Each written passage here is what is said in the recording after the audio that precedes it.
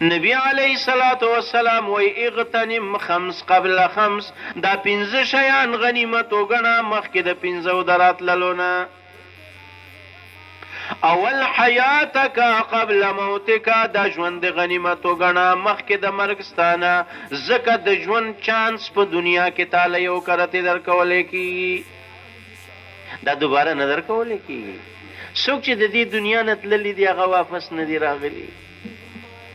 وحرام على قرية أهلكناها أنهم لا يرجعون، دا خبره من شوی دا، دا حرام شوی دا په هغه خلکو باندې چې د دې دنیا نه تللی دي نو دا واپس نه راځي.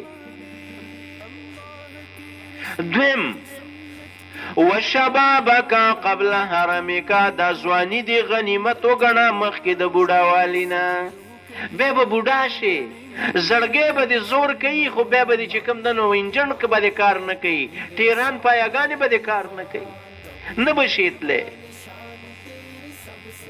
دا ځواني دې اوس غنیمت وګڼه. نو دریم شی وصحتک قبل سقمک، دا روغوالی دې غنیمت وګڼه مخکې د بیمارۍ ستانه.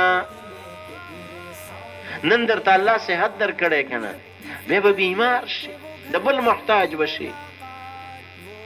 نو وفراغک قبل شغلک، دا فراغت دی غنیمت وګڼه څلورم مخکې د مصروفتیانه. نو پنځم وغناءک قبل فقرک، دا نن چې در سره کمې انې ټکي دي دا غنیمت وګڼه، داسې وخت به راشي دا به هم نه وي، دا به هم درنه لګېدلي.